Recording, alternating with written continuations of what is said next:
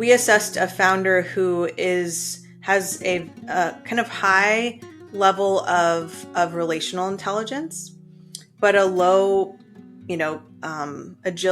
purposeful agility score. So meaning that he is really good at relating to other people, empathizing, listening,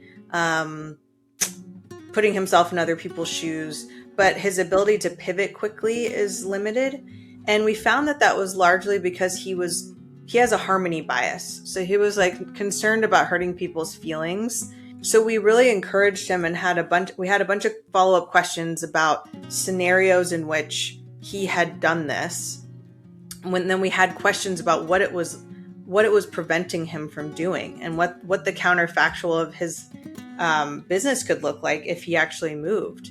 And so envisioning some of those potentials and that visual, and like, then how do you get from here to there, and how do you practice this so there's like specific practices that you undertake at your next meeting and the next meeting, and then you go back and you talk to your coach about it. Hello everyone. Welcome to another edition of the ContraMinds Podcast. In this episode, I'm talking to Logan Yonavjak. Logan is the co-founder and CEO of Readiness Engine. Logan's belief is that most business and innovation failures aren't really about bad ideas and strategy, but it's about people and teams, and whether they are even ready with the capacity to lead. She founded the Founders Readiness Institute and built the Readiness Engine to exactly address this problem. Readiness Engine uses behavioral science and people analytics to measure what actually directionally predicts leadership success. I began my conversation with her talking about the various components of the Readiness Engine. I also had a deep dive into the leadership spine map, which I found interesting, on how an organization can look at itself in terms of departments and functions, and how the leadership spine map can give good insights about the strength of the leadership and the people's capacity to lead. The promotion risk heat map, which I also found very, very powerful in terms of people being ready to get promoted and where their weaknesses are. And I also asked her about the people's readiness to reflect themselves and also grow and develop themselves in the areas where they believe there are strengths and weaknesses. She had some very interesting insights to share with me, and I found this conversation very, very different from many others that I have done. Over to my conversation with Logan. Today's episode is proudly brought to you by Effortless. Effortless is the ultimate solution for startups and SMBs seeking seamless money management and compliance handling. Effortless wasn't just created by anyone. It was crafted by chartered accountant turned entrepreneurs who understand the pulse of startups and SMBs. Visit www.goeffortless.ai and embark on a journey that will redefine the way you do business.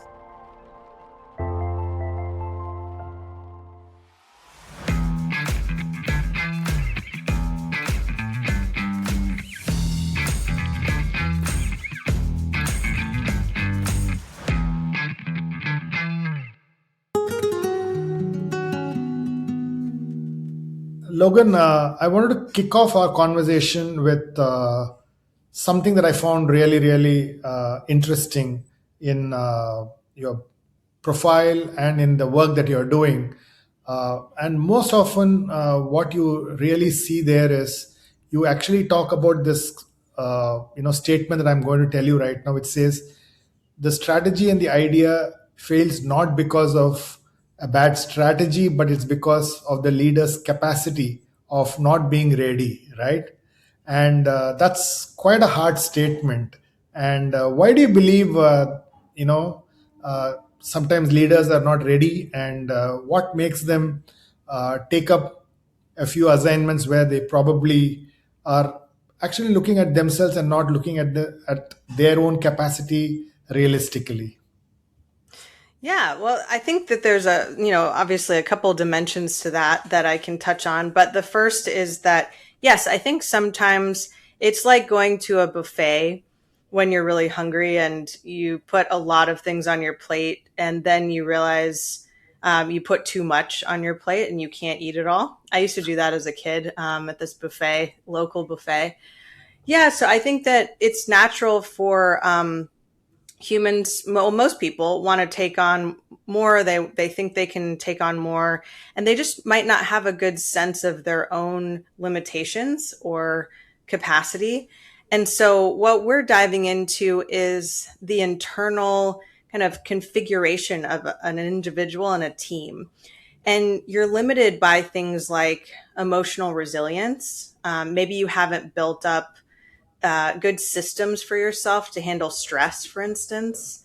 Um, you're limited by your team's ability to be motivated and feel psychologically safe. So maybe you have a manager that is toxic in some way, and it's causes this fight or flight within the team. And you can also be limited by your ability to hold strategic concepts all at once and that's just could take practice. Sometimes people are just not naturally attuned to multidimensional thinking, or they've just been used to doing certain types of jobs and they don't really understand what it's going to take in terms of complexity. So I think we're just held back by some of these factors. And unfortunately, in most corporate environments or most roles, you don't really take the time to understand these things about yourself. And so I think it behooves managers, it behooves leaders to think more critically about these factors in weighing whether a team can execute, whether an individual can take on a role. So those are some of the things that we measure and think about all the time. Nice. And I can see that you started off as a Founders Readiness Institute, and now you have the Readiness Engine. So Yeah. what's really the idea and the vision behind this transition? Yeah, that's a great question. I mean, startups like ourselves, we pivot often, right? I mean, that's part of the nature of listening to the market. And I think my original business idea, and my co-founders was to offer an assessment or set of tools for the founders that are starting companies, going 0 to 1, or just the early stages of a company, and for the venture capitalists and early stage investors who support them and who deploy capital. What we found is just that our platform is widely applicable to many different settings, and so we have a very customizable platform. And that's why we decided that this was more interesting to think about, in many innovation settings. It's more about, are teams ready to innovate? Like how can you assess people's readiness to innovate? And I think when we have a better understanding of our team's capacity and leadership capacity, we'll have better innovation outcomes overall. So that doesn't just have to be limited to startups, essentially. Nice. Do you see a difference between people in a corporate setting being not ready and founders not being ready? And how do you see the difference? You must have studied a lot of people, and some of them want to be entrepreneurs, they become founders. And from what I can see in your reports and the studies that you seem to have done, the founders may not be ready to be a founder, right? And you also provide this as an insight to investors. So do you see a difference between corporate executives or leaders not being ready and founders not being ready? How do you see the components or the elements different from both of them?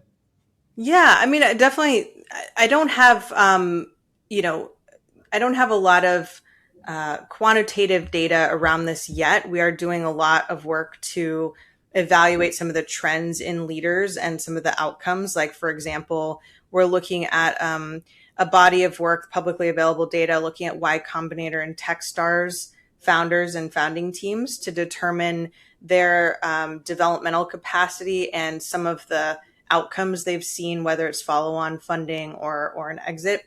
So we are looking deeply into this. But what I would say from my own experience and then diving into this space is that it's, having a lower level of development doesn't necessarily mean that that you're not competent or that you're not capable. It just means that you might not be ready for a specific role. So I would say that just starting with the startup founders, I think a lot of people have a misconception of what being a startup founder is, anywhere from like being disgruntled with corporate America or, corporate, not just corporate America, but just being disgruntled working for other people, to having a personality that is very focused on achievement and outcomes, and then a lot of risk aversion.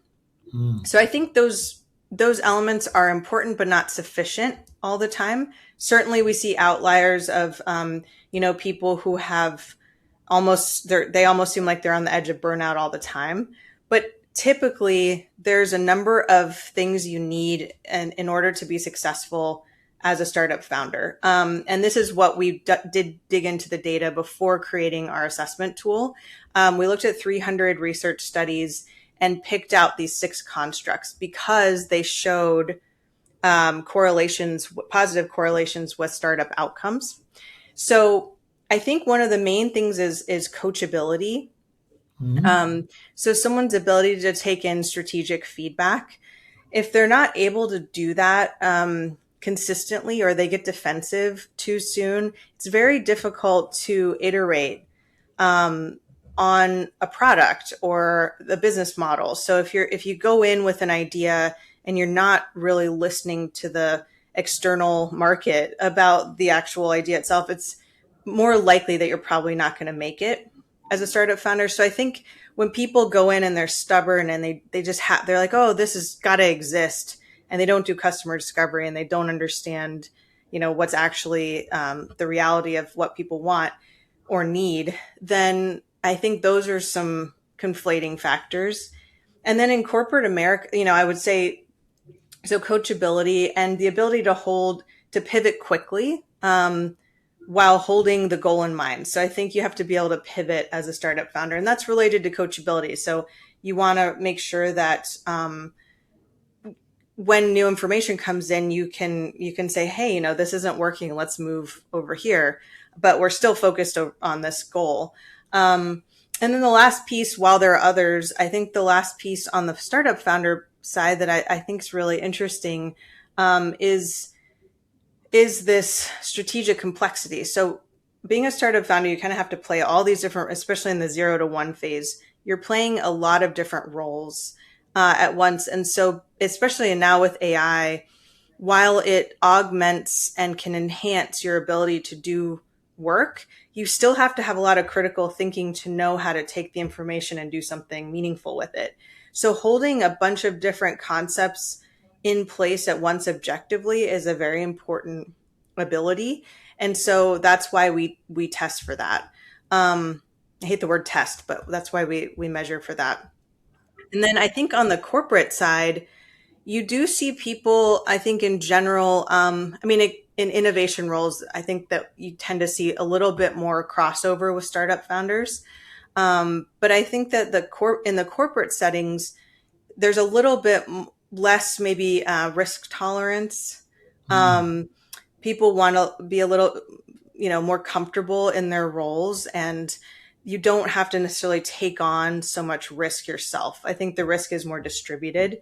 And so, and I would say the ability to pivot quickly is while important, it's probably less important because depending on the size of your company, you might not need to.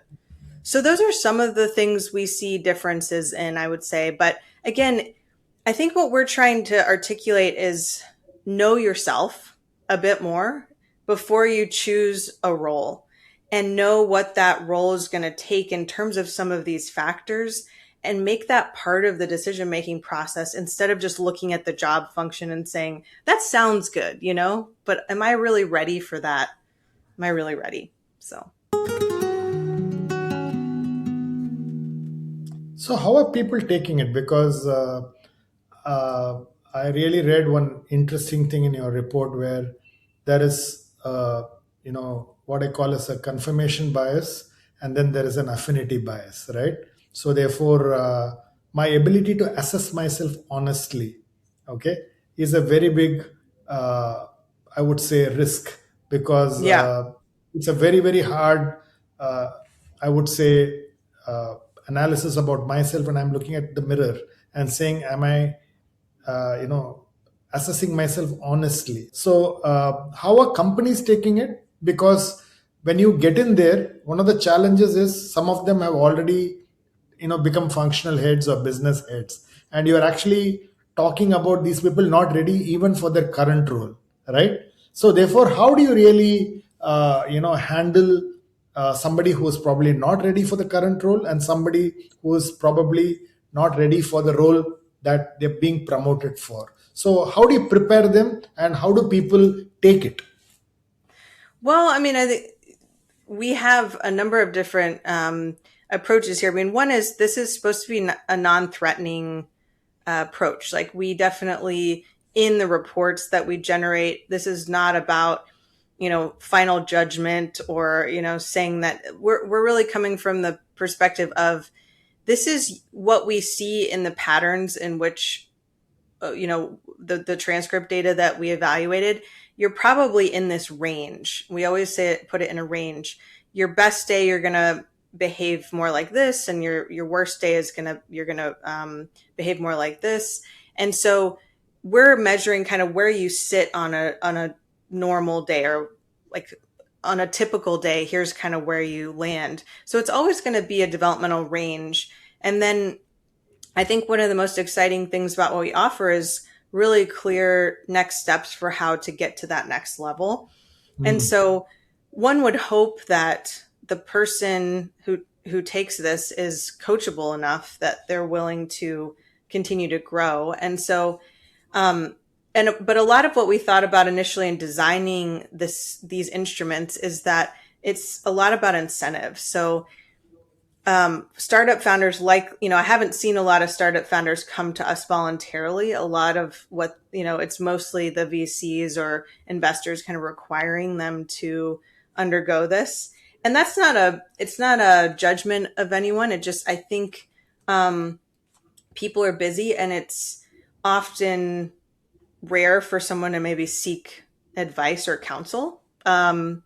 If they don't think they need it, or they haven't thought about some of these considerations. So to me, it's about incentives. So a lot of what we've built into our engagements is working with companies where they're requiring their employees to take this as part of learning and development, or as a part of a promotional process.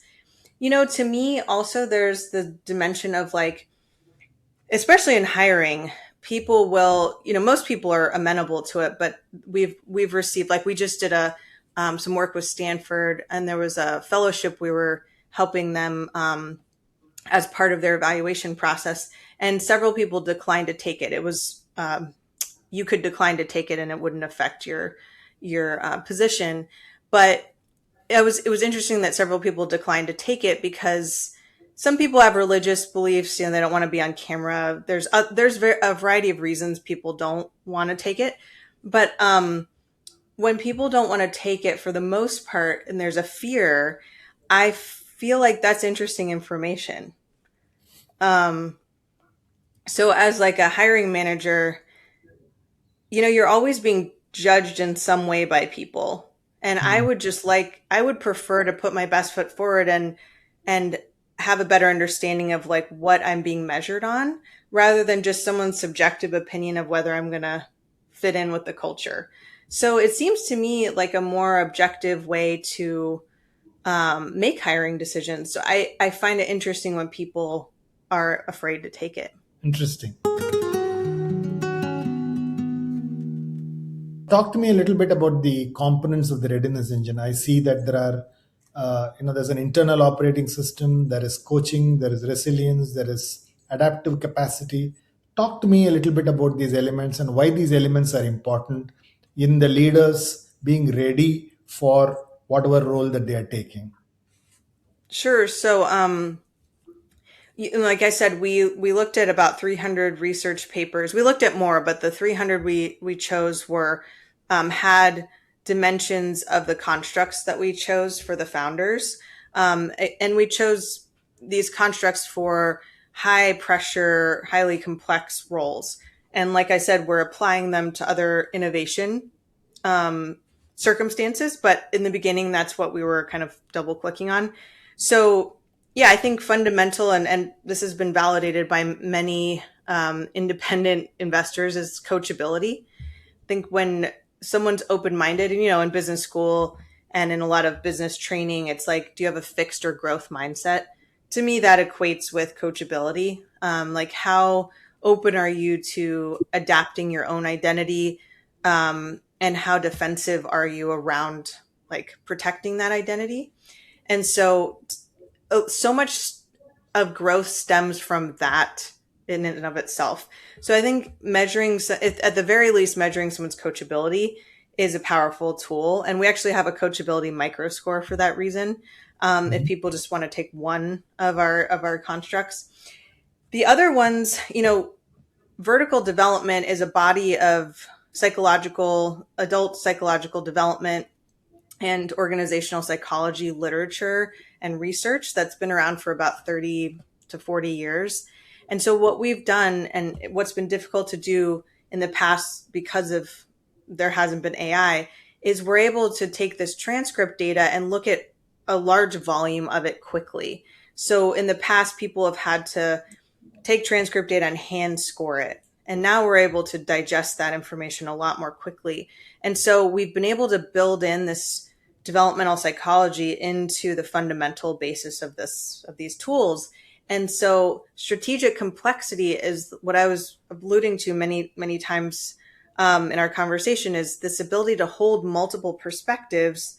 If you think about every system you're in as a constellation, there's all these relational aspects. So, when you're at work, it's your manager, your coworker, the project you're working on, a framework or tool that you're drawing from, some kind of software system. So you have to be able to hold a lot of different pieces together to be able to execute on something.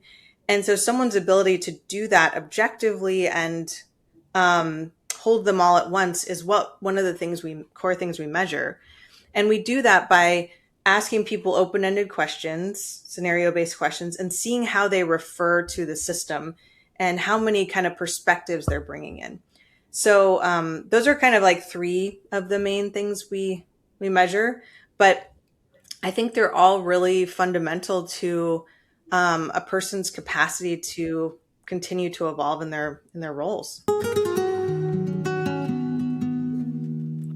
And how important is resilience and adapt capacity?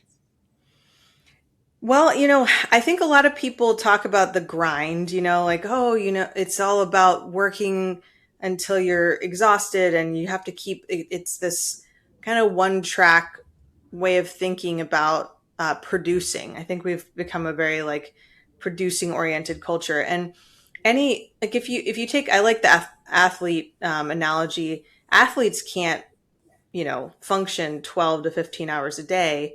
They have to bake in rest. I mean, the professional athlete community, they have coaches and they have all sorts of support systems around them in order to function at their highest capacity. And so why don't we have things like that for high performing professionals, like white collar professionals? Why don't we have those support systems in place? So I feel like we've sort of dropped resilience from the equation. It's just like, well, here's a bunch of work to do. Just keep going until you fall down, essentially. And maybe you have your own techniques to handle that. A lot of coffee, people take Ritalin. People have these really dysfunctional patterns that they're leaning on in order to accomplish. So I just feel like there's a lot of research to show that our brains really just can't process information for 18 hours a day. It's not really a useful exercise to just keep pushing yourself. So how do we bake in breathing exercises or pauses in the day or coaching or exercise, or how do we get systems in place so that we're not having to work 18 hours a day? So I think the culture of that really needs to change, and we ask people questions about how they've set up systems for themselves to be resilient. And talk to me a little bit about the leadership spine map. I found that very interesting. So in an organization, how do you really apply the leadership spine map, and what do you really discover out of the leadership spine map? Well, I think the idea there is that there is this backbone to being able to function at your highest self, at your highest version. I mean, this is what we've built is a lot about self-actualization. Maybe people have been exposed to like Maslow's hierarchy of needs or the process of self-actualizing. We're kind of making that more explicit, in work environments, if you will. And so there's this, like your vertebrae need to align in order for you to have, ergonomic posture and for your body to function properly. And so you really need these foundational pieces of the spine in order to be able to function at your highest. So I think we liked the word spine because it's so, you think about just like how much your back is fundamental to, your posture and your well-being. And so that was kind of the analogy we drew. But I would say that these are just building blocks. And these are all vertebrae that we need in order to like really hold ourselves up and be functional. ContraMinds is a podcast dedicated to decoding people, minds, strategy, and culture. We interview and learn from high performers so that you can apply these lessons on your journey to becoming the knowledge worker athlete you were meant to be. The ContraMinds podcast is available on all leading podcast players, and if you're interested in revisiting past episodes or taking a look at our show notes from this episode, please visit us at www.contraminds.com. And now, back to the show. So therefore, when I look at the leadership spine map, really, there are multiple departments and multiple functions in a company. And some parts of those functions, the spine is probably not robust. They're not strong enough. And in some parts, they are strong enough. But organizationally, maybe the spine is a little weak.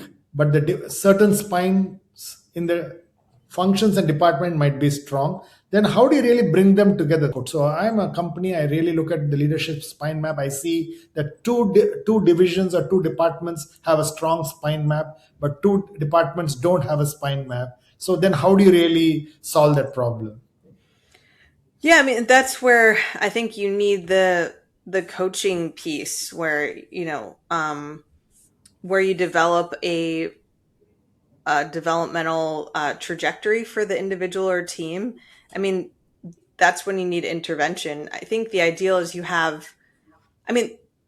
I imagine scenarios in corporate settings or businesses where people have been thinking about this from the beginning. So like teams are constructed with this leadership kind of spine in mind. And so there's always going to be tweaks you need to make, but fundamentally you have a team that is aligned, that, overlaps in their skills and their abilities, and they're working towards their highest good, right? Or their highest self.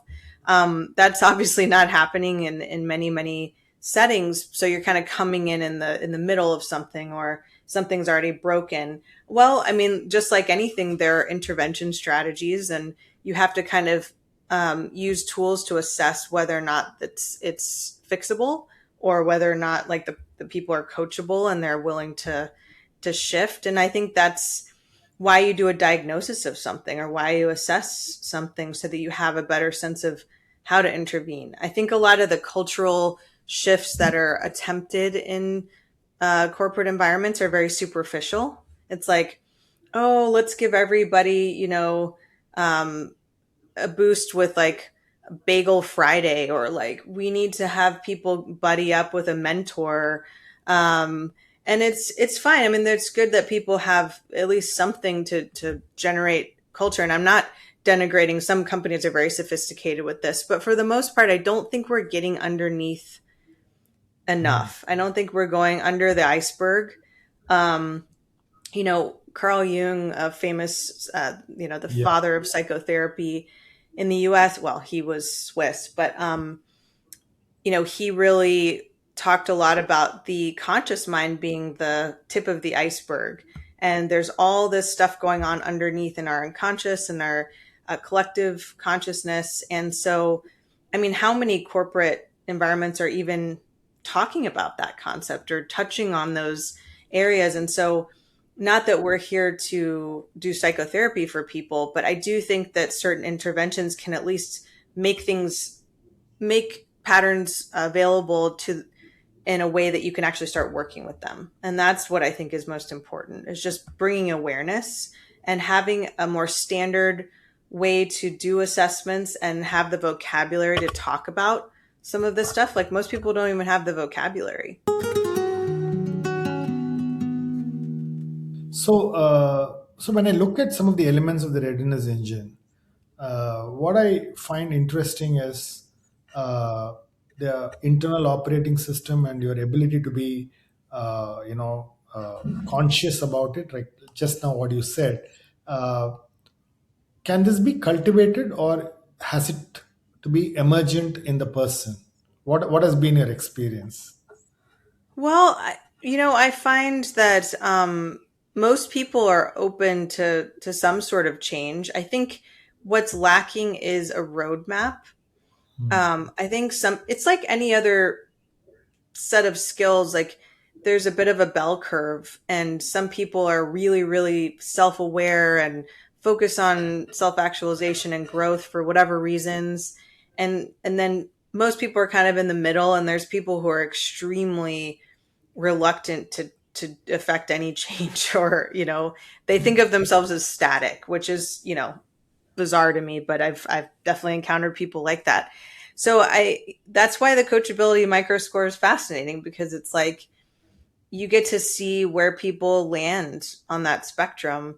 And but I would say that it's, for the most part, people are generally willing to entertain opportunities to change, but I don't think we're giving people enough concrete ways to do that. And left to their own devices, they're busy, they're doing other things, they might have kids, they're trying to just do their daily tasks, get the laundry done, get the grocery shopping done. So I think that's why we have ways to climb the mountain. Like we need guides for the most part in order to help us up the mountain. And so many people are going to stay at base camp, but the ones who want to go up the mountain, then you have a clear kind of way to do that, and people who've done it before. So how do you really guide them? So if you can share some example of, you don't have to name, it can be confidential stuff, but if you were to give me a example of how do you really guide them? So it's almost like, saying that, okay, I found this gap.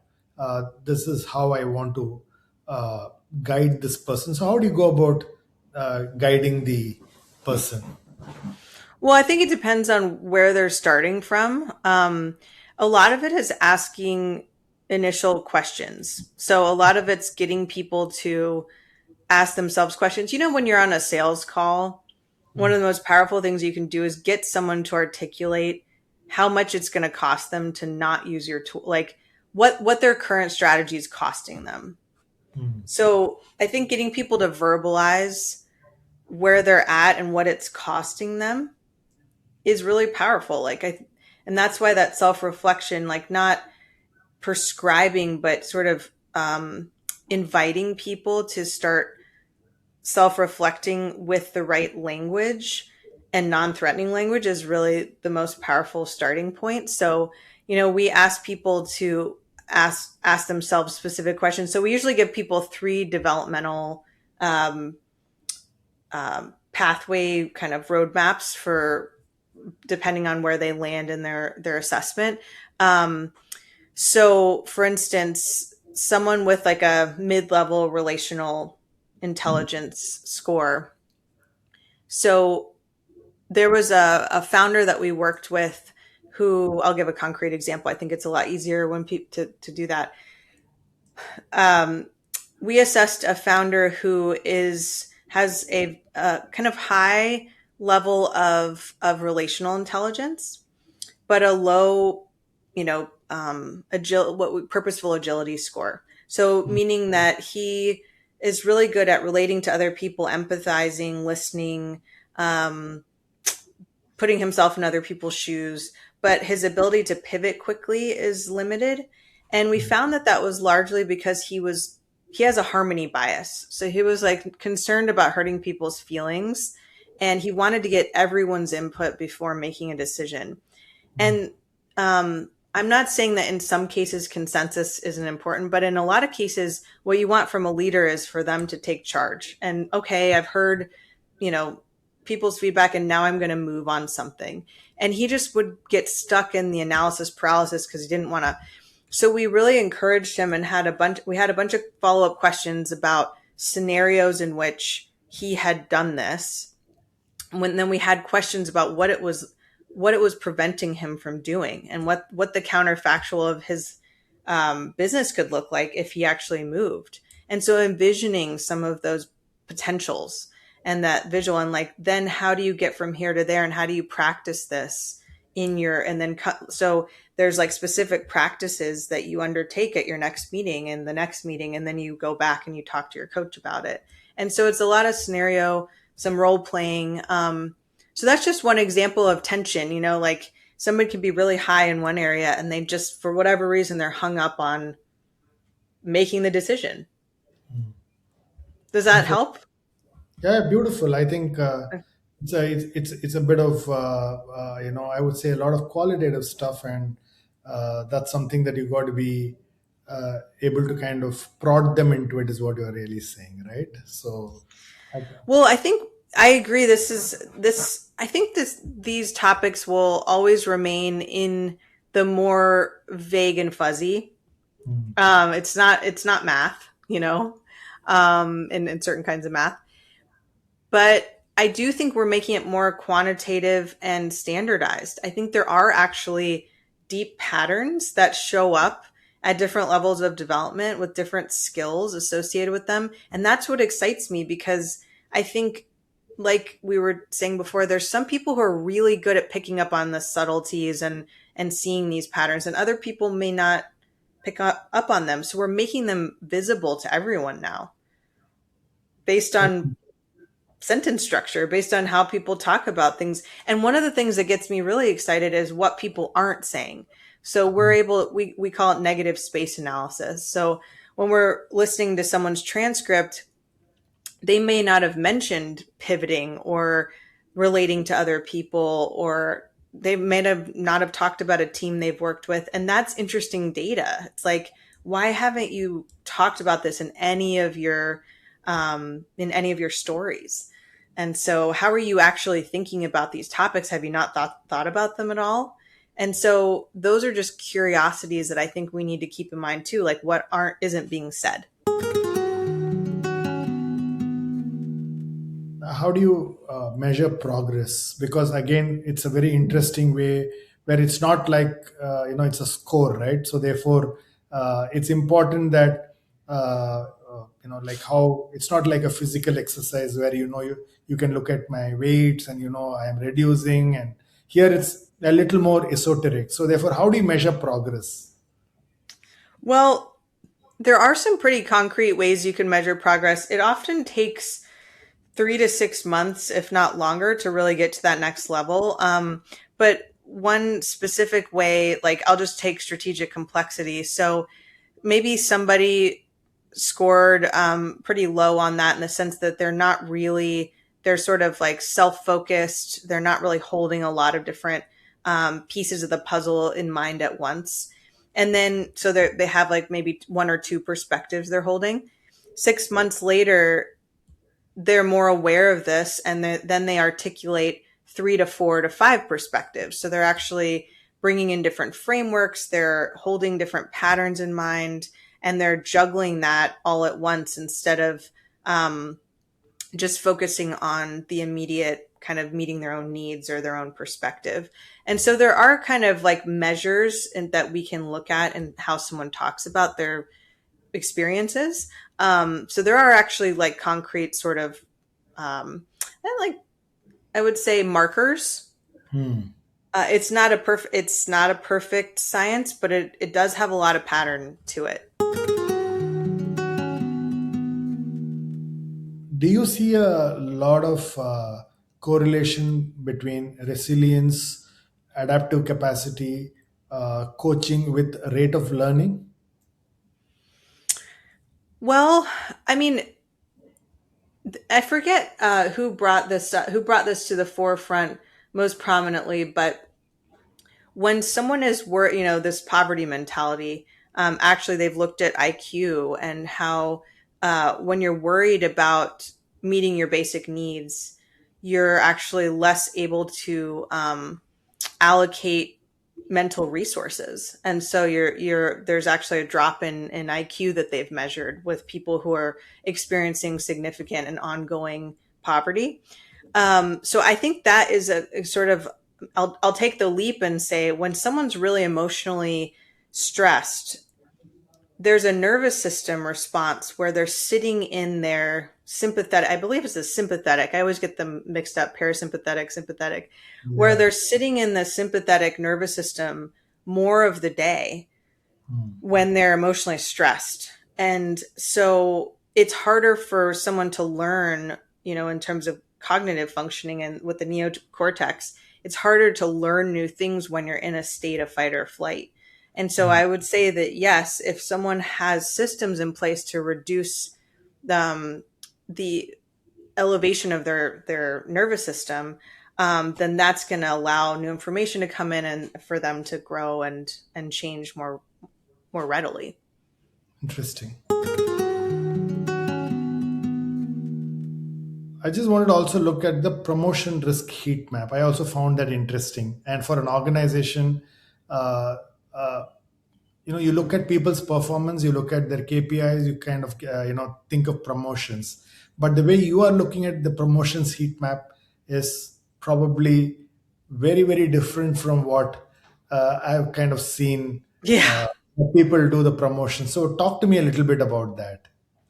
Well, I think we're just highlighting some of the factors we talked about. Like it's just adding in, it's sort of like a paradigm shift. We're asking for people to see a different set of information about individuals. So in the past, I like this because I've come from finance. I'm like past leadership performance does not equal future leadership performance. Yeah. So like we're making assumptions that someone's ready for a next level of complexity or a role that requires more of them.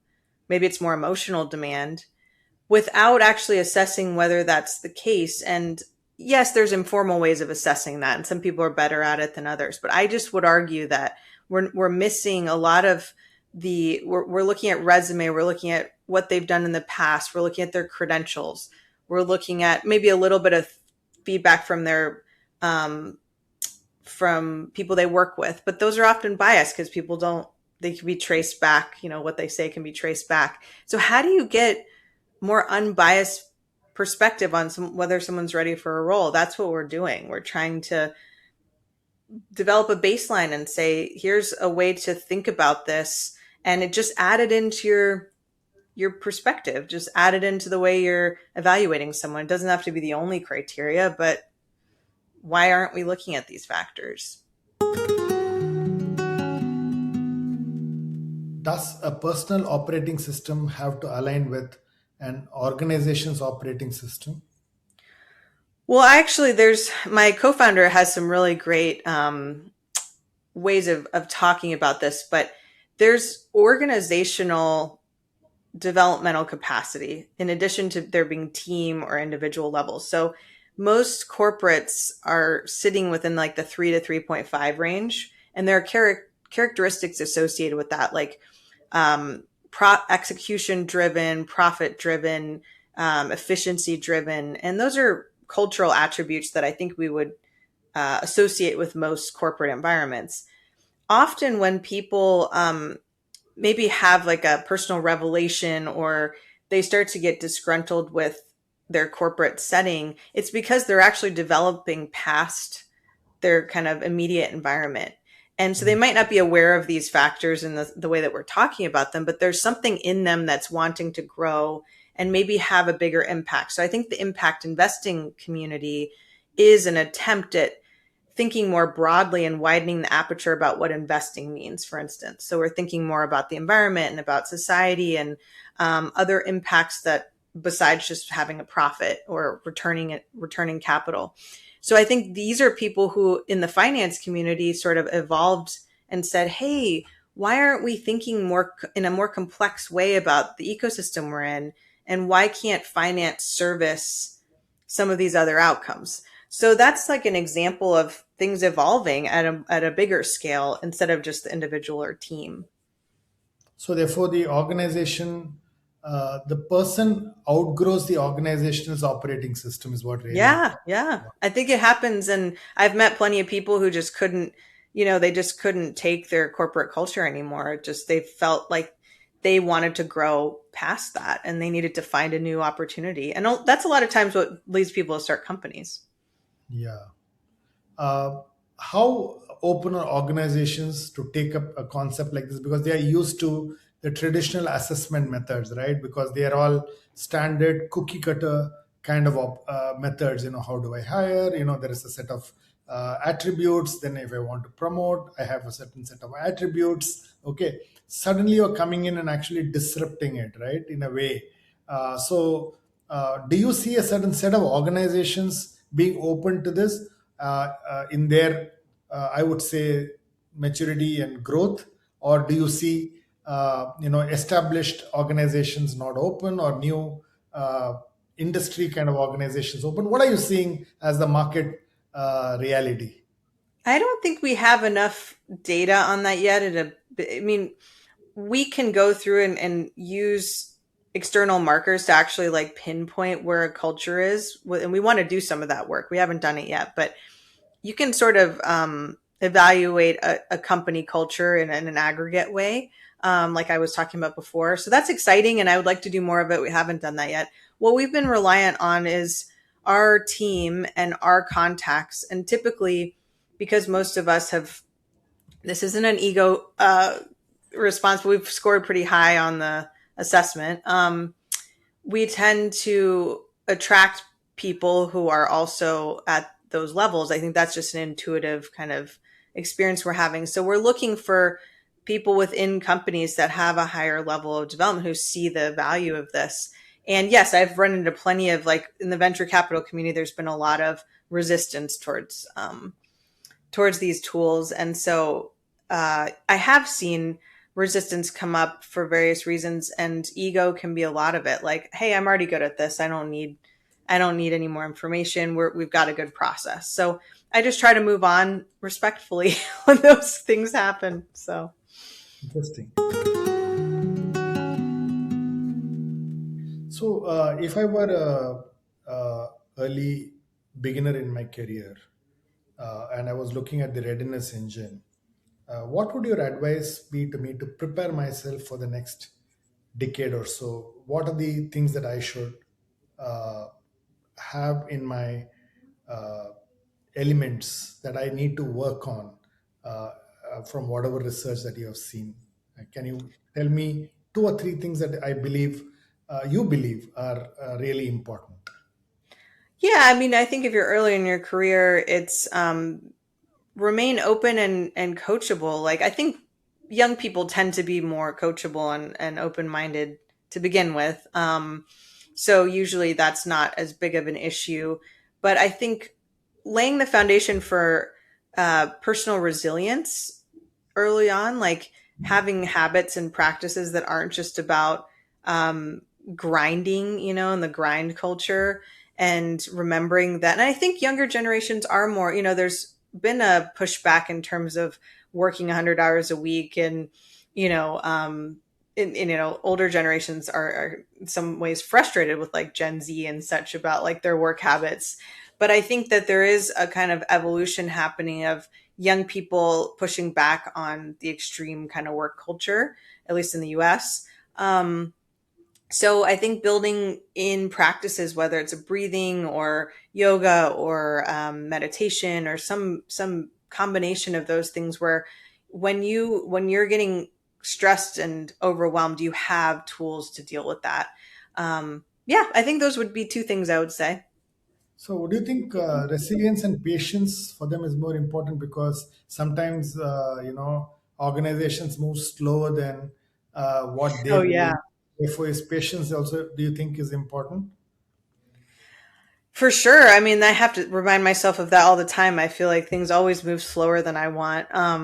But yeah, I think that you have to, that's mindfulness practice and really staying present with the moment, which is all we ever really have.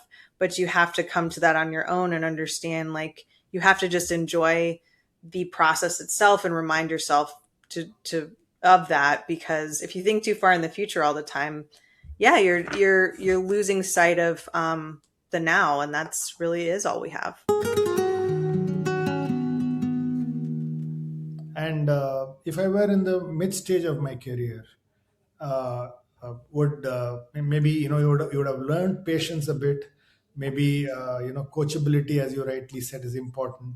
Is there any other component that comes to your mind if I'm in the mid stage of my career that you think I should focus on? Well, I think this idea of strategic complexity, like, especially as leaders, I think often there's a bit of, in marriages, often there's a joke about like women wanting men to be mind readers. I think that sometimes as leaders, we forget to share our thought process with those we're working with. Like, we kind of expect them to just accept what we're telling them, or not really explaining and pinpointing the frameworks we're drawing on or the assumptions we're making.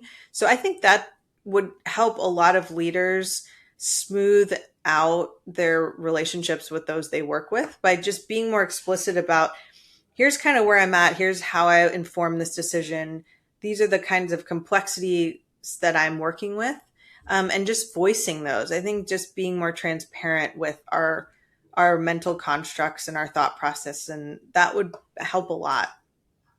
And if I was a senior leader, what do you see as the challenge with AI and industries getting disrupted? What are the what aspects of the readiness engine components that I should put my focus on? Well, I think we're seeing that yesterday, and I'm using this in a kind of proverbial way. Yesterday, a lot of the job functions were kind of rote and more like less complex. They were just functions that more people did, but that now AI can do. Things like, basic, I hate to call out specific roles, but like basic bookkeeping or certain legal analyses, things at the junior level are being kind of gutted from the system because AI can really do that. So you want leaders who are able to handle complexity and pressure, and who can sit down at the computer and talk to Claude in 4 different dimensions and evaluate whether what AI is producing is a meaningful input to the work. And so I would say that ability to hold complexity is kind of more important than ever. So evaluating people who can do that would be like the most important piece of the puzzle, at least from what we measure. Fantastic. Thanks, Logan. It was really interesting talking to you. I found the readiness engine, the components of the personal operating system, I found it very different because it starts from the inside rather than the outside. Yeah.